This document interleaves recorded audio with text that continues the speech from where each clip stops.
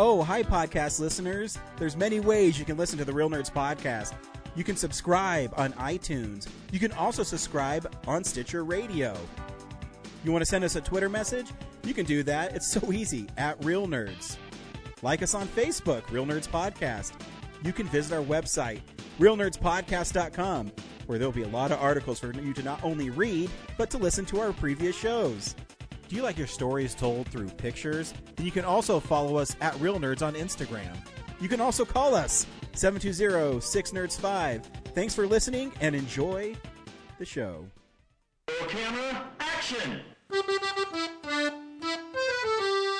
a real nerd knows who shot, and a real nerd can follow the plot, and a real nerd can... talk film! I'm sorry. Take it outside.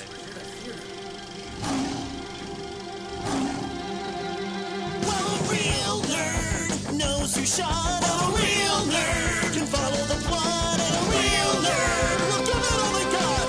Lights, camera, action! Real nerds. Hey, everybody.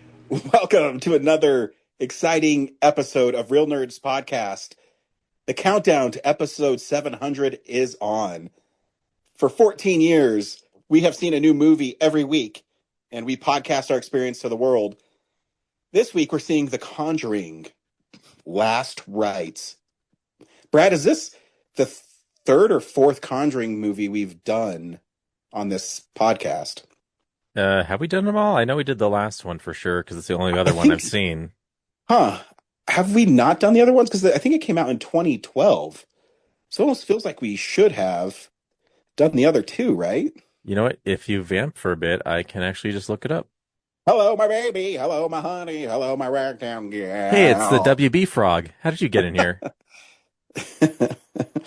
WWB. We also talk about movies we watched throughout the week. We are a movie podcast because we love movies. And I particularly like this time of year, Brad, because I call this spooky season. So I was inspired by you, and I try to see a horror film every day until Halloween. Is that something Sometimes I do? more than one. Yeah, remember in October you would watch a horror movie every day.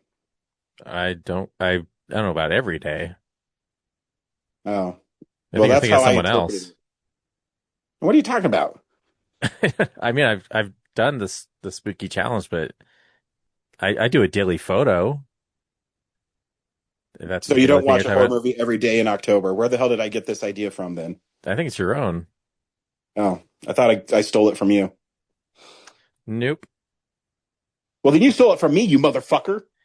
If that were true, I would have a list of 30 films, and my list is more than that when I beat you.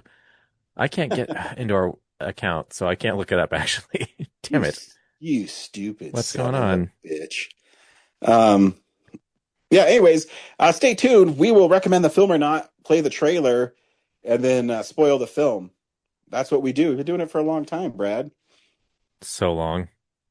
That's what she said. Yeah, but I love it because I get to talk about movies with my friends and enjoy the movie-going experience. Brad, do you recommend Conjuring Last Rites? Not really. I mean, it's not a bad movie, but it's just, I don't know. Maybe I'm too desensitized. It's not something that's really scares me. Yeah. And this movie, it's more of a family drama than it's any kind of horror movie. A lot of the time I was just waiting for something supernatural to happen, and there's a lot of build up, and all that stuff comes to the end, and you're just like, okay, I don't care what just happened. I don't care about this lore. It's not interesting. So yeah, it's so much more of focused on the family dynamic and how everyone loves each other and honoring the past 3 films and the legacy of these real people. Yeah, it's always hard to recommend a 4th film in a series if you haven't seen the other ones, you know what I mean? You can watch, I think, any of the Conjuring films, and you don't have to see any of the previous ones. Yeah, I think I liked it a little more than you did, but I agree with what you've said. Here's a trailer for Conjuring Last Rites. The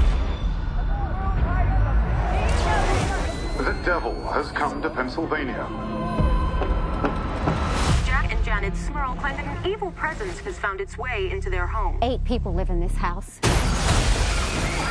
8 people have experienced this. 8 people are not crazy.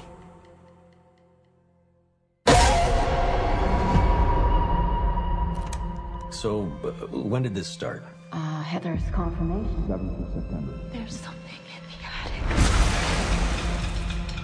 Ed, there's an evil here. Something I've felt before.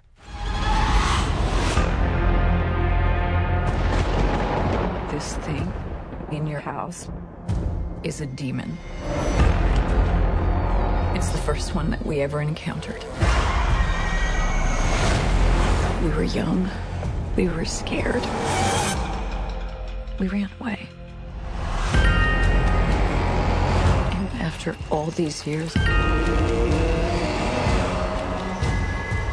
it wasn't done with our family.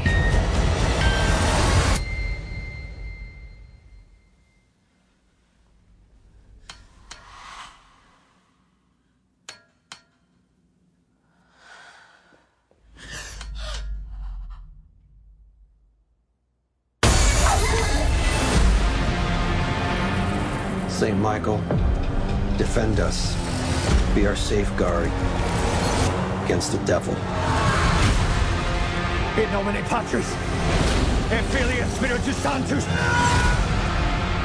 by the power of our Lord Jesus Christ.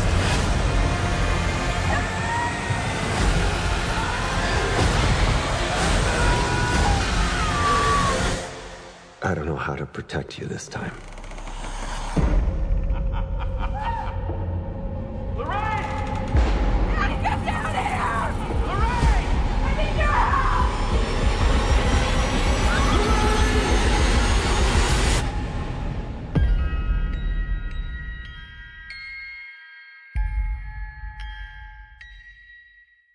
So, this is quote unquote the last Conjuring film, and they also say that this was the last haunting or possession or whatever you want to call it that the Warrens were a part of. They go to I guess a city just outside of Pittsburgh, maybe. It's kind of a lower class family, and they're being possessed or terrorized by this mirror that makes an appearance at the beginning of the film while Lorraine is pregnant, and which I think is a good setup. Like, yeah. this I mean, demon possessed mirror. Yeah, I think the opening was cool, and it was well shot with their daughter maybe, not making it. I always thought it's interesting. These films have a religious undertone to them that makes, opposed to the overtly, believing in God kind of films. This one makes a strong case that there is a God and that you just have to have faith. And so they're done because, I guess really the only carryover is Ed has a heart problem and he can't do exorcisms anymore because of his heart. Hey, my heart. And, but of course, when things start happening, they kind of get sucked into this. And yeah, they're being terrorized by ghosts and their house. I always say about these movies, and it's not that they're well made. I think they do miss James Wan as a director. I think he's a great horror director. He got to start in Saw. He has a way of setting up the camera that is really cool. But to touch on your point, it is pretty much a family drama. It's about letting go of the past and accepting people that, move on. Where they struggle with the daughter and her boyfriend, who, is traumatized from being a police officer. Yeah, it's more to your point. I even put this in my letterbox review. They have this tremendous buildup. You know what I mean?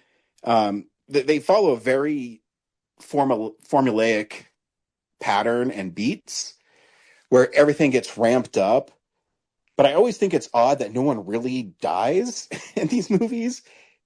Yeah, they make the What, stakes seem so like that the family like I don't know. It seems like a supernatural demon could hurt them a lot more than they end up getting hurt, I guess.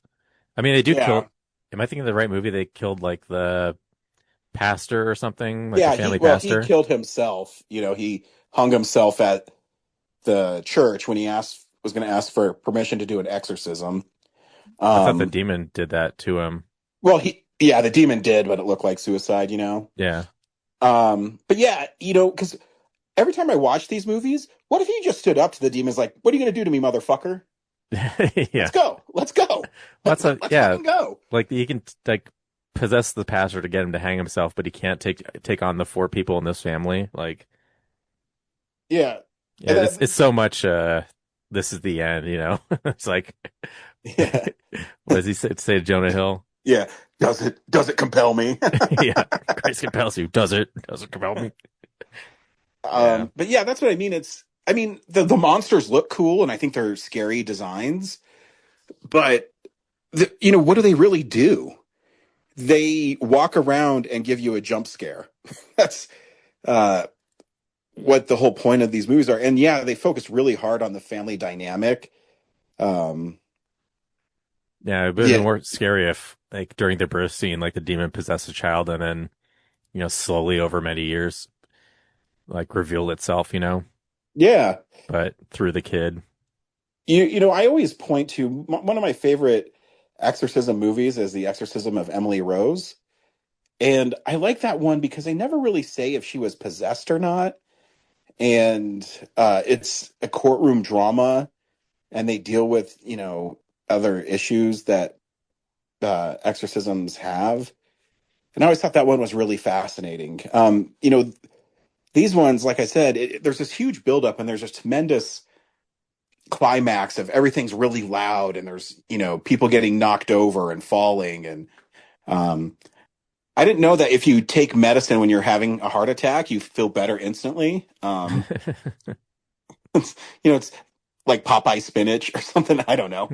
Um, Yeah, I always wonder when movies like that have that scene where they're opening the bottle and like, they like scatter all over the place and they like seem to just take a handful. It's like, is there like, can you overdose on these? Like, how many are you allowed to take?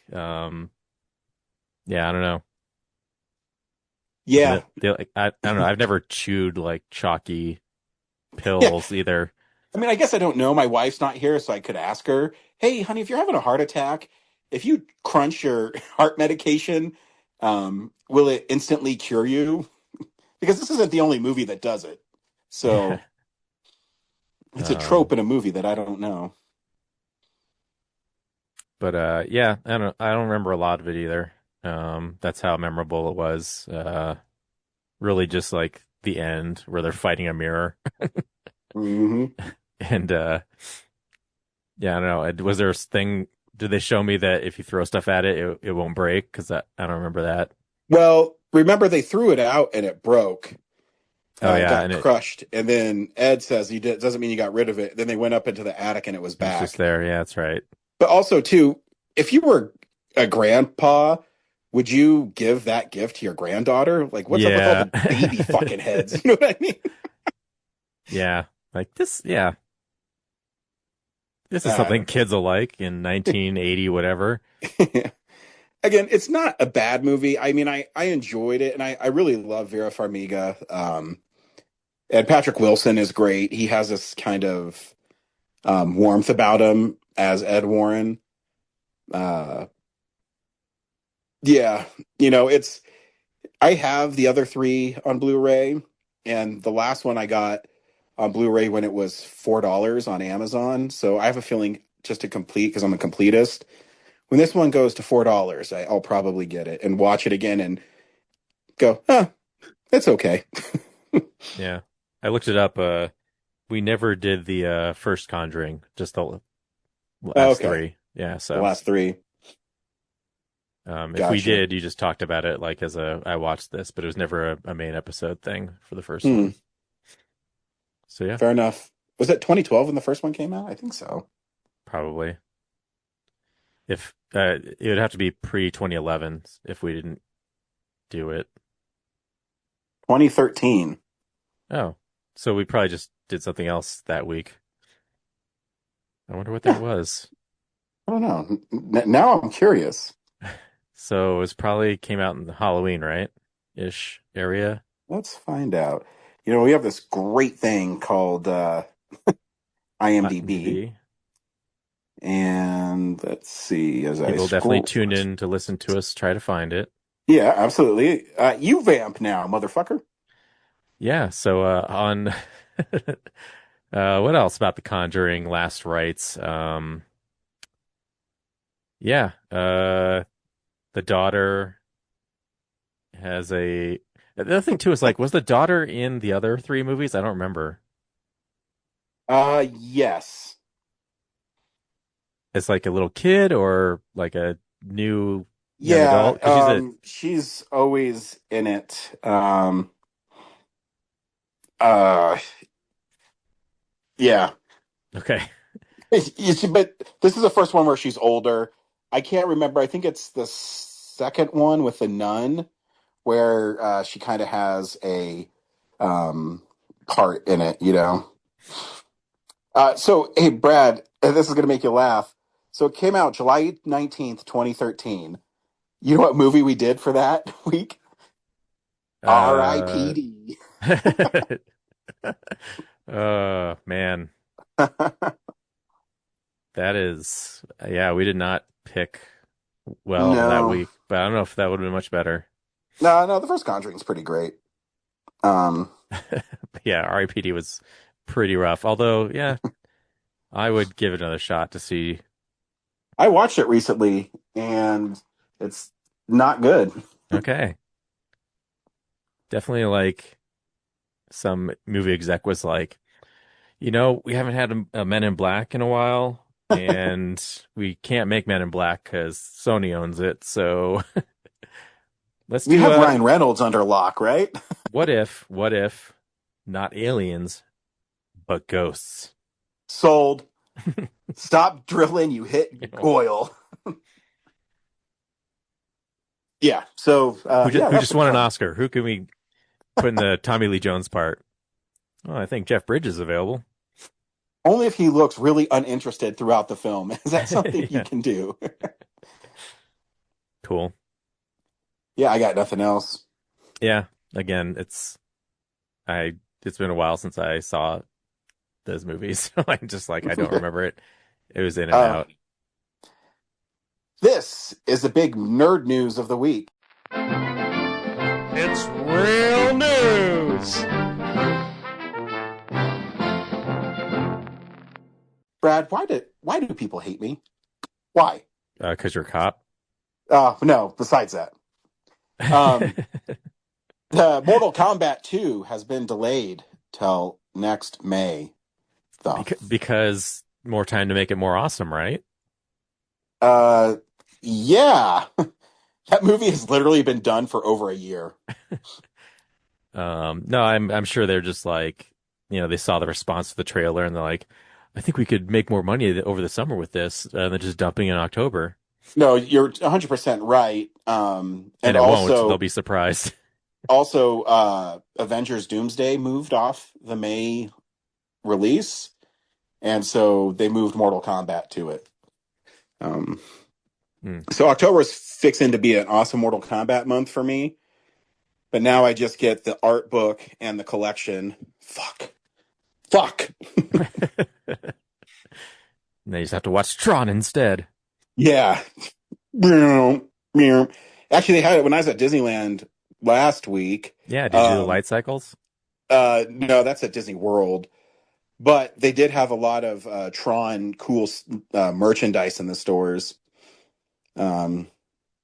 Did they have the steel books? They did not. They had Man, what they had? They had like really cool. I know it sounds stupid, but they had cool water bottles. Oh, cool. Oh, Yeah, man. just what you wanted.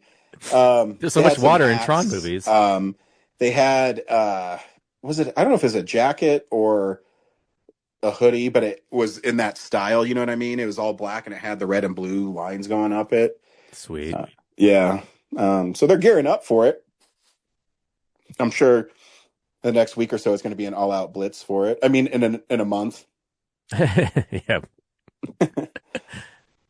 Cool. Yeah. Well, Yeah. I think it's just have to play the Legacy Collection until next summer. Yeah. This is what we've been watching this week. So, yeah, this is the stuff we've been watching. Brad, what'd you watch this week? I Okay, so I rewatched Citizen Kane, but in the theater. Oh, is it the greatest film of all time? If it is, I didn't see it. Putting myself in the year of 1941, sure. But it's just I've seen a lot cooler movies since then.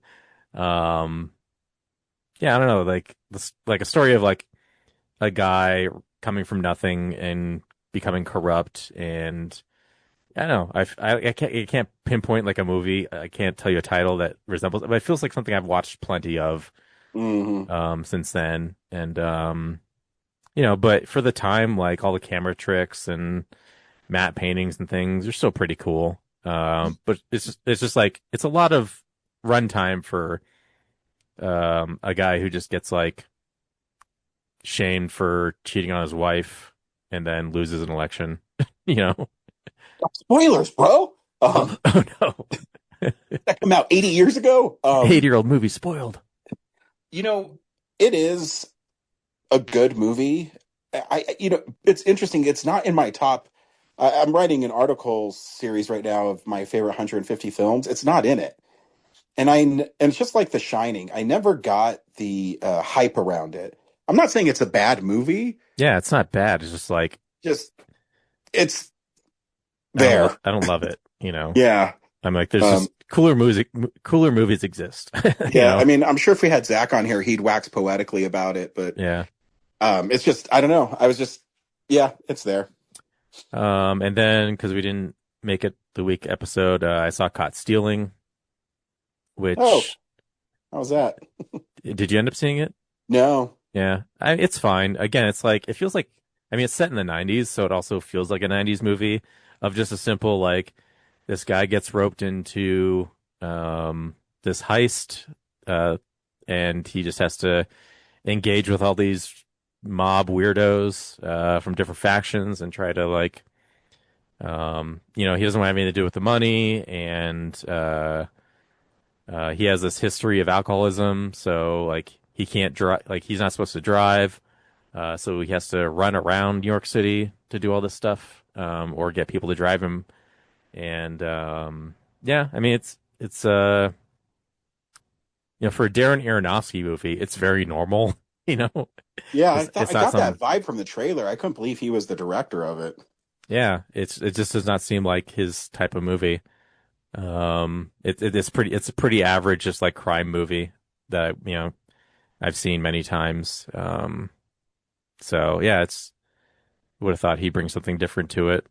But all the characters are interesting and charming, and his romance with Zoe Kravitz is really sweet. But spoilers, she dies in like the typical, like the way people hate narratively, like killing the girlfriend or the wife. Like it just happens. You're like, oh, come on. Like it's the most obvious like motivation for this. Yeah. Like wasn't the British guy with the money enough? Anyway. But the really cool thing that I watched this week, have you heard of this like play called Hamilton? Oh, what is that? So I guess like 10 years ago, this guy Lin-Manuel Miranda made a Broadway play. Never even heard of that guy. Yeah, about Alexander Hamilton, the guy in your $10 bill. Huh. Yeah. That's weird. You'd think yeah. You'd think it'd catch on if it was good. Yeah, I mean it's so patriotic. Like this should be like the most revered American musical ever. Yeah, Um, it's weird. I haven't heard of it. Joking aside, I've heard of it before, but I never like went to see it. And it's been on Disney Plus. And I meant to watch it, but they put it in the theater, so I was like, awesome! What a great way to finally watch it. And holy shit, like the hype is real. It is so amazing. Nice. Yeah, have you seen it? I have not. Oh, I'm surprised because you love the Revolutionary War history. I do. It's one of those things that I should see, and I haven't. Yeah, yeah. If like I heard snippets of the music like Oh over the yeah. past 10 years, and I was like, okay, I'll get to it, and I don't see what the big deal is. But when you settle in and like really watch the performance unfold, like I get it. It's not even like in pop culture, the one about like the rap one is Hmm. like, I mean, they're all kind of rappy, but like the one that's used for everything, like it isn't even the best song, I think, Hmm. in the whole piece. But yeah, like beyond that, like the music is amazing, but just the production of it, like the stage and like the choreography of everything is so creative And it and works well interesting. as a movie. And it works well as a movie. Like, I Oh, mean, it that's feels cool. more like I'm just sitting there watching a Broadway performance, Hmm. But the cool thing is like because they can like push in on close-ups, it's not just a wide shot the whole time. But like just the way that they like tell this, I don't know, like 40-year story of this guy's life and then all the tangential things along with it, like King George is part of it, so like it cuts away from his story to that story. And like just the way everything weaves together and then yeah, just the choreography um and it's so like I can't imagine trying to memorize everything. Like Yeah. it's so dense. And there's like so many lyrics and everyone's always talking or singing. It's just like I'm blown away. Hmm. Like I get it. I get why it's so great. And yeah, like it for the first 5 or 10 minutes, I'm kind of sitting there like getting into it and trying to like figure it out. And then after that, like it's kind of like me watching like a Shakespeare play, like the whole Yeah. verbiage and dialogue. Like it just takes a while to like figure like be To, attuned to to it. to absorb it. I always, absorbing it sometimes takes a little bit. Yeah. So once that, but I think like the barrier for that like goes away really quickly when you're Hmm. like, oh, this is the speed for the whole thing. Yeah.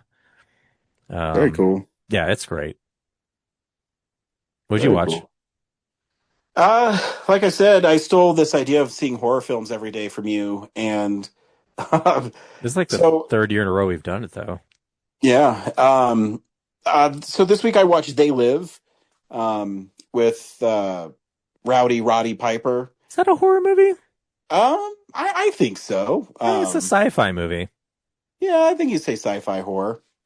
Um, yeah, Well, it's a fun movie. if sci-fi's included, I'm going to watch some Star Trek Sure. for Find one that my has a horror element to it, and I'll allow it. First Contact's a zombie movie. Correct. Sure. We'll go with that. Um, yeah, no, it's fun. I mean, if you haven't seen They Live, it's Roddy Piper is a guy who's hard on his luck. He takes a job as a construction worker, and he gets these magical sunglasses that lets him see uh, that we're being controlled by an alien race. Um, and then he decides he's going to kick ass and chew bubblegum. He ain't got any more bubblegum, though. And so he goes on a one-man rampage, killing them and exposing them. And for a while, he's by himself, but then eventually he teams up with Keith David, and they have the greatest fist fight in movie history. I was going to say like a third of the movie is just their fist fight, right? Yeah, it's just a fun movie. I really enjoy it. I also rewatched Smile, which is still the Sosie Bacon is really great in it. As a woman who's a psychiatrist who sees a patient kill herself, and then she's traumatized, and basically a demon is making her life unravel. And is really, I mean, it's a good film. The over reliance on the jump scares kind of is what I knock it down a score a little bit. But when I was watching the making of it, I was really impressed with the costume designer, because she was talking about, if you watch the movie and how Sosie Bacon's character as she slowly devolves and, you know, becomes more unhinged, how her clothes change. And she also said that anytime the demon was on screen, but you didn't see, well, obviously you don't see the demon until the end, but look for yellow. And so the demon always has yellow on it. And there's a couple scenes where her cop friend, where she goes into his apartment at the end and he's wearing yellow shoes. And so there's cool little things, and that she's a great costume designer, and to hear her describe, you know, how she did the costumes and why was really interesting. And the last thing I rewatched was Abbott and Costello Meet Frankenstein, which is one of my favorite movies. It's awesome. It has all the Universal horror monsters in it, and Abbott and Costello bumbling their way through an adventure. And just some great lines, some great gags. My favorite is really close to the beginning, actually, is when Costello is reading about the legend of Dracula, and Dracula keeps on trying to come out of his coffin. It's great. And if you haven't seen it, you should see it. Brad, have you seen Abbott and Costello Meet Frankenstein? I have not. Oh, you should see it. It's brilliant. There's a part in it where Costello, the Wolfman, tells him, "You got to lock me in my hotel room because I'm going to turn into a werewolf." And they don't believe him, but they say, "Well, you know, we'll lock you in." And then they lock him in, and then Costello realizes he forgot something. So he goes in there, and every time the Wolfman's about to jump on him, he gets up or ducks, and he doesn't notice him. It's really stupid, but it's really funny. Yeah. So, yeah, that's what I watched this week. Cool. Just some oldies but goodies. And now Corinne was gracious enough to send us another Showtime. Hey nerds, Corinne here for another installment of Showtime, where I tell you all about something cool I've been watching lately.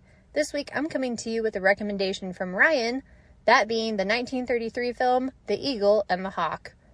Yes, I borrowed this from him way back at the very beginning of the summer, I don't know, like May or some shit, and it's been sitting on my entertainment center for months. And I was finally I got to watch this because I need to return this to Ryan before I completely forget about it. So finally sat down and watched it this Labor Day weekend. I literally had it on my to-do list. I was like, I am going to watch this so I can return it to Ryan. And I think when he lent it to me several months ago, he told me it's about these pilots in World War I, and it's pretty dark, pretty heavy. I think he tried to warn me, but either it was so long, or I just forgot or something, or I didn't necessarily think, I'm not saying he was lying, but I guess I didn't necessarily appreciate how dark it was going to be based on his warning. Cause I'm I don't know, movies from the 1930s tend to be, I don't know, I guess a little bit more optimistic, a little bit more hey, cause again, I mean, most of them were made during the Great Depression. So they tried to instill some kind of sense of optimism of rah, rah, we're all in this together kind of a thing. And this movie is just definitely not that whatsoever. It is very, very dark, very heavy.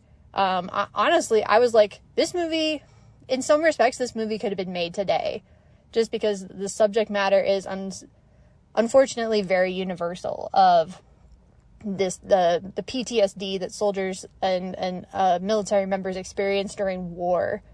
And I mean, I think that the exact attitudes are very specific to the time, because hopefully now we would, when situations like this happen where someone in combat is experiencing PTSD, we would take it seriously, and we would help, we would help them, or help them find help, get them counseling or some other resources or something, because I guess it's not too big of spoilers. I won't give you too big of spoilers just yet, but basically, this pilot, not the one played by Cary Grant, the other guy, he goes to war, and he is just, it's he loses, he keeps losing his gunners, right? So he keeps losing his gunners. He has 5 of them in 2 months. And the very first time he loses a gunner, he comes back and he doesn't realize his gunner got shot. And the guy just kind of falls to the ground, and and he was in, before they had left, he was in the middle of writing a letter to his family and everything, and the way it's handled, everybody just doesn't give a shit. Like a different officer comes in and like starts clearing up the dead guy's effects, like his personal stuff, and the main pilot guy is like, you're clearing away his things already, and the guy's like, yeah, this is my third officer I've lost today. And I'm like, that sucks. Like, the way that these people just come in and they die constantly, it almost makes me think of like a hospital and like the nursing staff and the doctors and nurses, and how they must have to like just constantly be like, I can't get attached because these people are just going to die probably, especially like if somebody worked in hospice or something like that. But just the way it's treated so flippantly, like the major or the colonel or somebody comes in because he had sent them on the mission, and he's like, did you get the photos? And the pilot guy's like, my gunner just died. Like, he literally has like blood on his hands, and he's like, yeah, but did you get the photos? And it's like, really? Like, this is, so it's like, I completely understand why he has, like, why it affects him the way it does, because it's like he seems to be the only one around who takes this whole situation seriously, of just like, he keeps seeing all these people die and no one else seems to really give a shit. And maybe they do deep down, but they just can't act like they do, because they have to, it's war, it's, you gotta, just keep stuff together and carry on, and keep calm and carry on. And that's very British, because a lot of the characters that go to war are British, but the two main pilots are Americans because they volunteered, I guess. So yeah, it's like, I guess maybe it's like the American sensibilities versus the British sensibilities of just like, yeah, keep calm and carry on, versus like, hey, what the fuck, like, all these people are dying. And so yeah, that's pretty early on, but it spirals further from there. So I'm going to give you major spoilers for the Eagle and the Hawk. Like, do not listen, because this is going to spoil it. But, okay, so 3, 2, 1, pilots. Okay. Ryan is going to have to answer for this, because holy shit. The scene where he comes out of the party at the very end, and he's ranting about, like, he's drunk, right? He's drunk, and he's like, I didn't mean to shoot down this guy. He was just a kid, and I lost my gunner in the process, and he was also a kid. And it's like, all these young people around him keep dying, and he feels like war is hell for the people who die, but it's even worse for the people who live. Because it's like, either you die a hero, or you live long enough to be like, not a villain, but like to get all these medals and to be like paraded around as like this beacon of like upstanding, this shining example, or whatever the hell they call him. And he's like, this is hell. Like, I don't want to be here. I don't want to do this. And oh my gosh, so he comes out of the party, he goes into the room, and he sees the gun, and I was just like, oh my gosh, is he really gonna kill himself? Because, I don't know, maybe this was like pre-Hays Code or something, but I was just like, I didn't think that was on the table, like, at all. And yeah, holy shit. And the scene where Cary Grant comes in, finds him dead, and I was like, first of all, how did they all not hear the gunshot? But okay, whatever. I guess it was just so loud, like all the singing and the partying in the other room, like nobody heard the gunshot. And I guess props to Cary Grant's character for actually like trying to do his best to cover up for his, and they weren't even like on good terms, but he was like, I can't let this guy die in disgrace. I can't let people think poorly of him and his memory. And, he needs to have the recognition of a hero that he deserves, even though arguably he didn't want it. That was kind of the whole problem. But, it's like, well, you're dead anyway. So now your friends and your colleagues get to decide your legacy for you, I guess. But yeah, holy shit, though. That scene where he's like, yeah, like, oh yeah, he's just asleep. And it's like, no, he's dead. Like, he literally blew his brains out, and then takes him up you know, this kind of weird ghost flight the next day of, you know, faking that, oh, he got shot during combat, and just, holy shit. Yeah, I did not expect that at all. I don't know what I expected, but it was not that. I don't know, like, maybe he would have deserted, or maybe he was just gonna get, like, actually shot down during the mission.